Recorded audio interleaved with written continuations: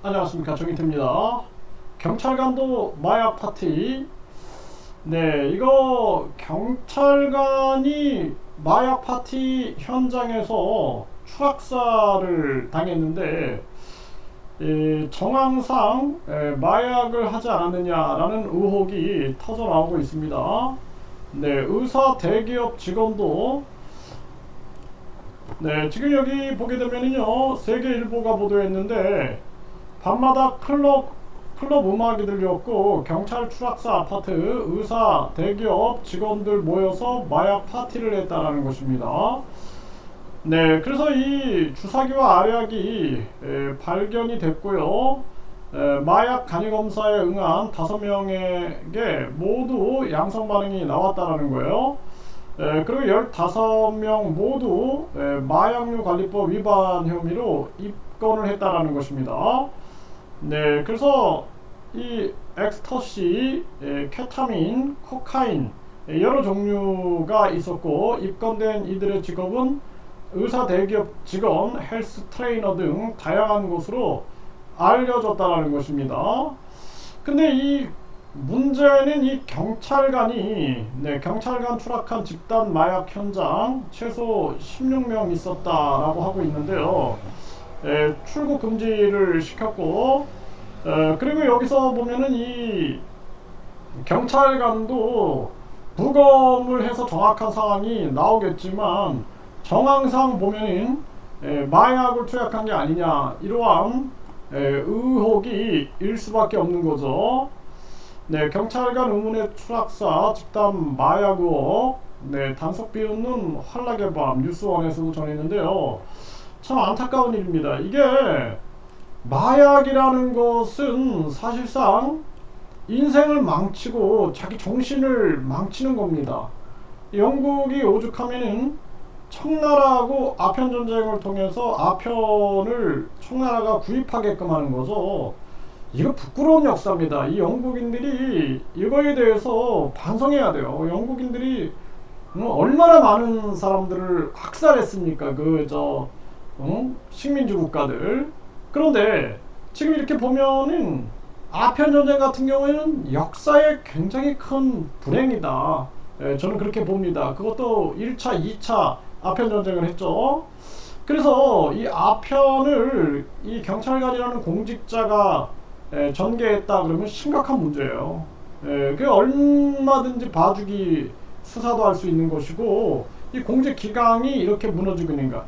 경찰관들이 음주운전 많이 하고 또 뭐 음주 사고도 내고 막 그러죠. 요즘에 보면은 참 가슴 아픈 현실이 아닐 수가 없어요. 마약과 술의 차이는 이 도파민 분비의 차이밖에 없습니다. 그러니까 술에 아주 상당히 많은 그러한 술이 만들어내는 도파민에 아주 많은 그러한 양의 도파민을 만들어내는 거죠. 그래서 이 도파민이라는 것은 쾌락 호르몬인데 이 쾌락 호르몬을 만들어내고 있는 이 역할을 하는 게 마약인데 그 중독성이 강하니까 여기서 벗어나기가 힘든 겁니다. 담배 같은 경우에도 그 담배를 피우게 되면은 뇌에서 쾌락 호르몬인 도파민이 나오게 되는 거예요. 그래서 이 쾌락 호르몬이 분비가 되면은 여기에 대해서 계속해서 중독이 되는 거죠.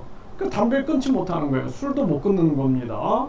계속해서 갈망하게 되는 거죠. 이 마약은 강도가 너무 세기 때문에 한 번 마약을 먹었는데 완전 중독되는 경우도 있죠. 그래서 다른 사람한테 마약을 강제로 먹였다든지 투약시켰다든지 하면은 이거는 엄벌을 쳐야 되는 거고 이 마약 유통이라든지 마약 판매는 강력하게 처벌을 해야 합니다. 그래서 이 마약에 중독된 사람들 같은 경우에는 치료가 우선이다. 저는 그렇게 봐요. 담배, 흡연도 질병이라고 봅니다.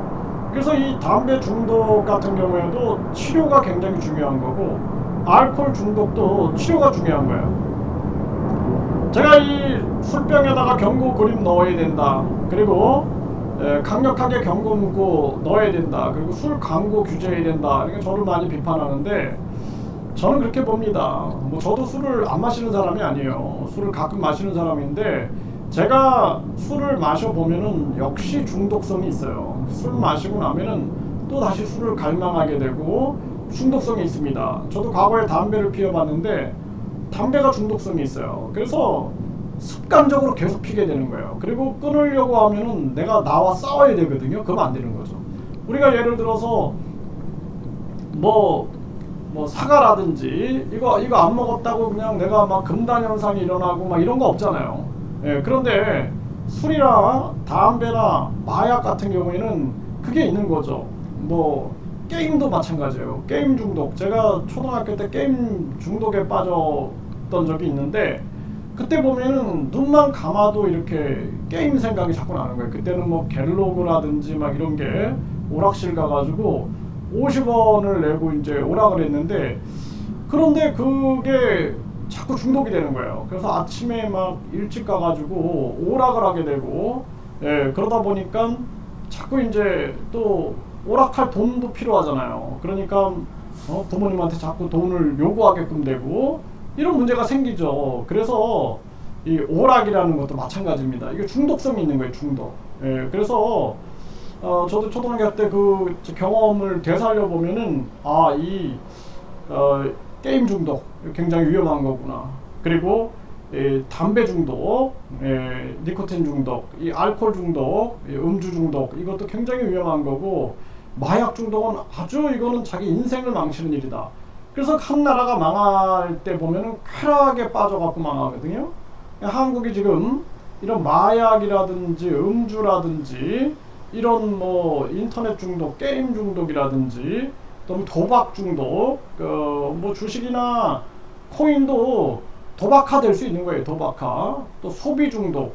그래서 이 소비는 꼭 필요한 것을 소비해야 되는데 이러한 소비 중독, 또 명품 같은 경우에도 중요한 거는 속으면 안 되는 거죠. 마케팅에 속으면 안 되는 거죠. 적정한 가격이어야 되는 거고, 그리고 가성비가 있어야 되는 거죠. 그런데 그것이 다른 사람들에게 자랑질이나 과시를 하기 위한 거다. 그러면 이거 자체가 지금 뭔가 심리적으로 문제가 생겼다라는 거죠. 그래서 우리가 항상 중요한 것은 심리의 중독, 중용을 잘 유지하는 것이 중요한 부분이다. 저는 그렇게 보고 있어요. 그래서 지금 이 경찰관 마약 파티, 우리나라 이 마약에 대한 부분에 대해서 많은 국민들이 이거 우려를 표명해야 되고, 특히 청소년 마약 같은 경우에는 심각한 문제다라는 인식을 해야 합니다. 그리고 마약 중독자들, 흡연 중독자들, 음주 중독자들에 대해서 치료를 받아야 할 사람들이다라는 인식을 넓혀 나가야 된다. 대신 담배 광고라든지 술 광고라든지 또는 마약 판매라든지 이런 거는 우리가 철저하게 술과 담배는 규제하고 마약은 확실하게 처벌을 해야 한다. 이것은 다른 사람의 인생을 망치는 중독 물질이다라는 것을 잊어서는 안 됩니다.